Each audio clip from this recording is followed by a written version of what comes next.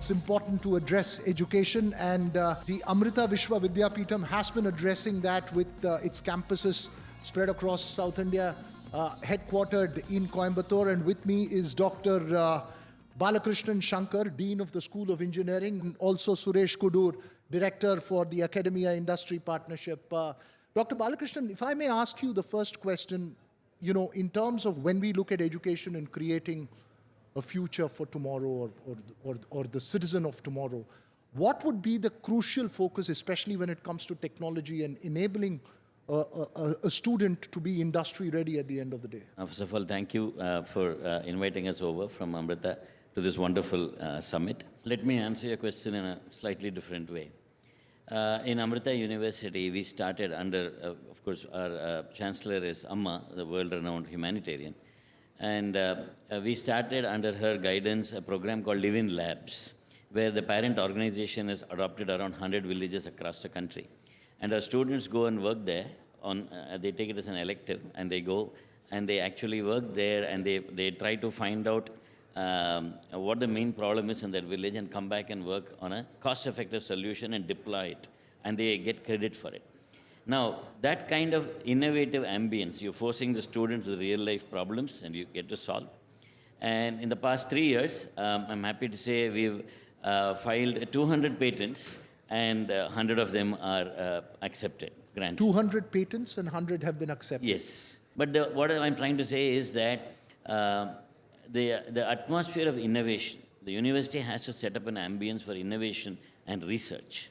And so we strongly believe in giving students, real-life projects, in faculty real-life projects. They involve everybody in an ambience of research. The motto of Amrita University is compassion-driven research. So under Amma's guidance, we want to find solutions for the common man's problems. You're talking about innovation that can actually have an impact in society for the betterment in a country of that nature. And that would mean, A, is the technical knowledge of it. B, it's also about understanding the realities and identifying a problem statement. Absolutely. And how do you go about that process? How do I go about that process? First, you have to identify what the problem is or what is the scope. I'll use a small story to answer your question. When we were first setting up the wireless center, a center for detecting landslides, for wireless network for landslide detection, the director of the labs and the vice chancellor, we got the first funding from the European Commission. That was the first funding that Amrita got. This was in 2006, international funding. They went to Amma and said, we want to set up this center. Then Amma asked, so what are you going to do with that center? Amma said, the chance to save lives come very rarely. So if you can actually deploy your system in a place which is prone with landslides, and you actually save lives, then accept the money, otherwise you don't. So, when accountability when you work for a saint is very high. So that's exactly what we did. We identified a village in Munnar, which is North Kerala, Middle Kerala, and which is susceptible to landslides, and we deployed sensors there, and we were able to predict landslides, and we've already evacuated the villages twice, and we've saved lives. And now the wireless center there is known as a world center of excellence in landslide detection. So the goal is, to answer your question, you set the goal very high. How do I actually solve this problem? And you have to have an interdisciplinary team. The key is interdisciplinary. So we should stop thinking about this department or that department. The key is interdisciplinary, bringing skill sets from various sides. Use AI, use the tools that you can, predict and solve. And it's not just about interdisciplinary in terms of departments, but it's about bringing together, let's say, the industry, the society, the government all together. And that's where your role comes in. Yeah. Just to add to that, actually, how do you build this workforce for the future? As we know, the technological disruptions like, say, intelligent robots and generative AIs, they're all really disrupting and reshaping the whole job landscape. And that requires new skills. And say, for example, AI is a big disruptor. And it is estimated to replace around 85 million jobs in the next 2 years and create another 100 million jobs. So that requires new skills. Now here, one of the key differences, see, always automation has replaced jobs. But in the past, it's all manual labor-intensive jobs. The key difference this time is automation is replacing human intellectual functions. That is the key difference. So when the technology start replacing the roles that need cognitive abilities, it completely disrupts the industry, business process, and production process, and that requires new skills. That is what Amrita is now focusing on, how to skill our students to take up not only current challenges, but even tomorrow's job profile. And that needs the real collaboration with the industry. They work directly with the industry projects. They go to the industry as interns and work there. And also, probably one other key points is the live-in labs, which Dr. Bala will be able to highlight, where students go to the rural areas, they work with the population there, they identify the problem statements, come back and come with a resolution. So they get to work on real-life problems, real-world problems, both in the industry and in the society. So you're forecasting problems of the future for the industry. You're looking at existential problems in society, Right. and you're trying to get a student to innovate and apply that innovation to a real-life solution, if I can put it in a nutshell. Exactly. And how do you Student promote and- then the spirit of entrepreneurship? Student and faculty. Student and faculty. And as well. very How difficult is it? It's more difficult to make a student aligned to it or a faculty aligned to See, it? you asked the right question. Say, the innovation, if you really look at in the knowledge era, the asset is actually intellectual property, IP, new knowledge. And the universities cannot remain as just centers of knowledge dissemination alone, knowledge distribution alone. They need to be knowledge creators.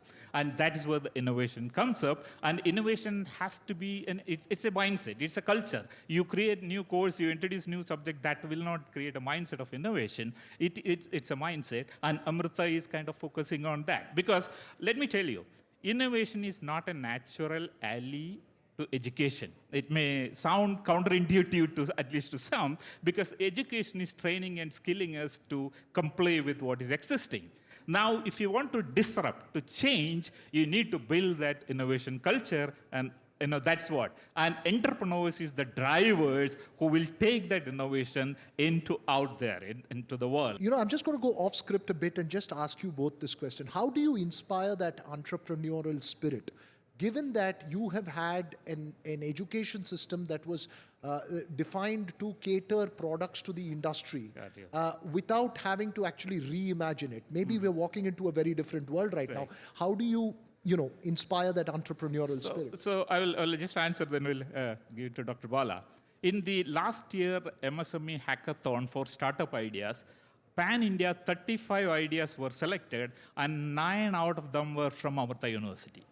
So that's a great achievement in terms of how you encourage the students to start. We have a Amrita Center for Entrepreneurship, where we encourage the faculty and the students to start their own. We have recently also launched Atal Incubation Center, which is a Niti Aayog scheme. One of them in Coimbatore is at Amrita University, where we encourage startups to come. And one of the focus area is e-mobility, and the other being cybersecurity. Two key areas where India is going to add a lot. So place where industry comes in to reach out and find these kind of young talent, which is both innovation and has entrepreneurial They work spirit. together, Right? actually. You asked me which is easier, the student or Faculty the or faculty. Right now, the scenario in the world is that the student is able to catch up much faster. He seems to be, because the faculty is already trained in a particular way and needs to rethink. So it's more difficult for the faculty now, because they've already come with some baggage. The student is fresh, literally fresh. And But heavy that's- baggage some faculty come with. But that said, when you confront somebody with a real life problem and say, I want it solved, and you set up an ambience where different people from different backgrounds come. For example, there are researchers doing AI and health.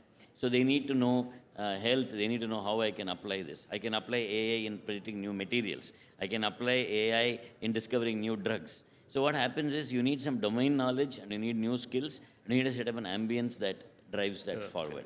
And all this would be essential ingredients in creating a workforce for the future of India's correct. multi-trillion-dollar economy that you are Exactly. aiming for. Absolutely, One is the absolutely. workforce, and the other is on the higher end of the food chain, where you are leveraging the expertise of the internal researchers collaborating with the industry to create new technology. For example, like one of the research area we are focusing on is hydrogen as a fuel. Dr. Bala is spearheading those research. Hydrogen as an alternate fuel, because hydrogen vehicles could be one of the options for tomorrow. So that is how we take that research up. Nested in the beautiful city of Coimbatore, in the middle of Western Ghats, I'm sure you have campuses around that place. Yeah. Beautiful. When it comes to that kind of a rural setting, the key challenge is also about getting more women into the workforce, more trained in that process. Is that a crucial challenge? Thank you for asking that. Yes, we recently got the UNESCO chair for gender equality and women empowerment.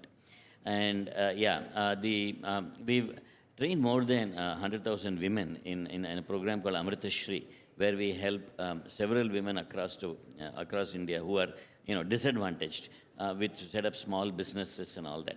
We've used haptic technology to train women in various vocational skills, in different skills. For example, haptic technology is something, it's like a robotic device that gives you force feedback. So using the same device, I can teach many trades using the same thing. For example, on the screen, let's say I'm cutting a pipe. On the screen, I have a pipe. I change the material of the pipe from PVC to steel, then the force I feel is different. So using the same device, I can train a person on different machining operations. So using that, we've trained a lot of women in various vocational skills. I'm building toilets in their villages and things like that, and then setting up water filters. So that has led to a UNESCO chair in gender equality and women empowerment that Amrita has got. And we strongly believe that because deep in the villages, there is still a lot of gender bias when it comes to education. And in terms of instilling the desire, for instance, where one of the big problems that India has often faced and spoken about is brain drain, where you have top educational institution people going, like you went to IIT, did a PhD in the US, most stay back, you came back. From a rural environment and in terms of an institute that you're running, how do you inculcate and inspire them to look at social problems, which may not be monetarily immediately rewarding, but it could give great rewards over a long period of time. How do you go about that process? Yeah, I mean, certainly, Dr. Bala, I myself did my MS in US and I came back to India. So, and that reverse brain drain is only on the rise nowadays. But as I rightly said, see, an institution like ours, we focus on, again, more enabling the rural populations and those students, skilling them who contribute back to the country. So there are a lot of those programs. Not only we get the intakes, we also give back to the society. As Dr. Bala rightly said, we skill women and for making so that they can make a living out of the skills. So that is something certainly we are looking at. We focus on who want to get job. Almost 350 plus companies come for campus placement every year at the campus. We also encourage as entrepreneurship, where we facilitate. And one point I want to make is, see, most of the time why students don't jump into entrepreneurship is fear of failure.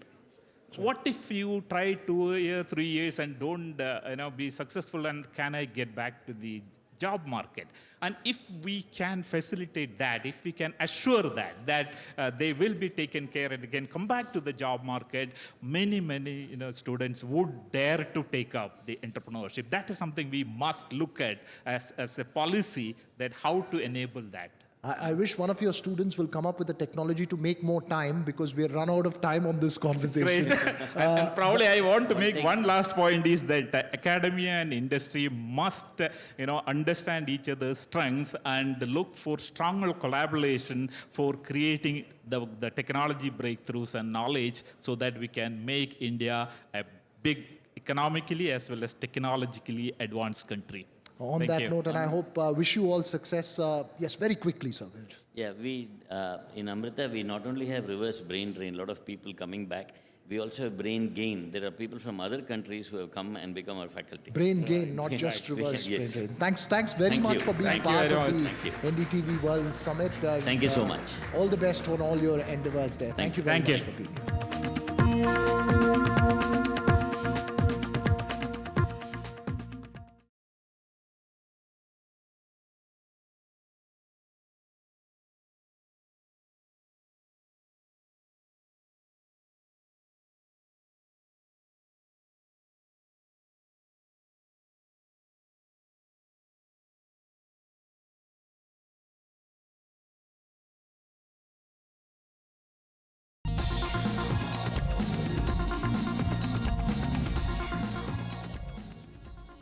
honorable dignitaries, guests, and my industry colleagues.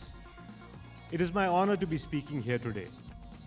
As the Honorable Prime Minister said, in a world full of chaos, what is being talked about is India. The India story is being talked about. We are well on track to cross the $5 trillion mark. This is exemplary and a reflection of how much progress we made over the past few decades. I will start with a personal story.